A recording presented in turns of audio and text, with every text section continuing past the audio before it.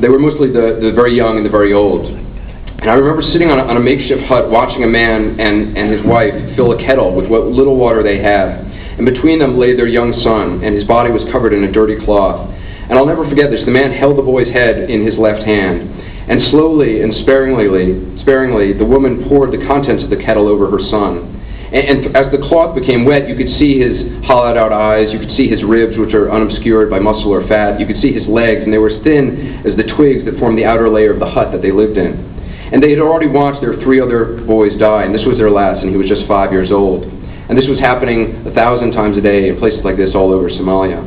And I may have gone to Yale, but I feel like I was educated in Somalia and Sarajevo and South Africa and Rwanda and all the places where I traveled those first 3 years as a foreign correspondent. Places where the boundaries aren't clear, where the many chambers of the human heart are open for all to see.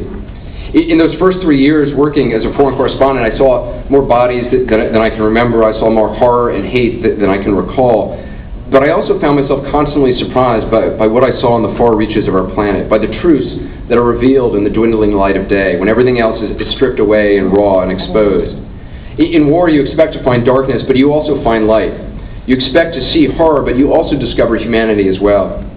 Reporting in a war zone, your whole body, all of your senses are locked and loaded, and there's really nothing like that feeling. You're running toward what everyone else is running from. And at times the air seems to hum, the molecules seem charged, the neutrons and protons colliding about as if you can feel them moving through you. You're literally on the edge of life, which at the time is exactly where I wanted to be. I realize now, looking back, that part of my desire to go to war zones was very personal. My brother died my senior year of college. He committed suicide. And I wanted to be in places where pain and loss were palpable. I wanted to be where the pain outside would match the pain that I was feeling inside. And I wanted to be around others who had experienced loss and who had survived. I wanted to learn from them how to survive. The problem I discovered is that the farther you go out, the harder it is to return home. Once you've been on the edge of life, regular life seems dull by comparison. The more you're away, actually, the worse it gets. You come home and you feel like you can't speak the same language. Once you've peered over the edge, it's very hard to ever fully return. My initial impulse to become a foreign correspondent was born out of loss, but it's what I discovered in the field, I think, that kept me doing it. In those early days in Somalia, in Sarajevo, I realized that I may not be able to save someone's life. I may not be able to affect the course of history, but I can bear witness to the struggles that people go through. I can tell their stories, and I can try to understand what they're doing and why they're doing it.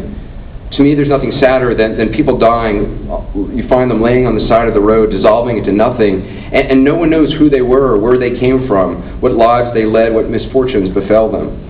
There is value in understanding the stories of others, just as there's value in understanding what motivates people and what makes them think the way they do. I think that's what Daniel Pearl was doing, searching to understand, trying to help all of us understand.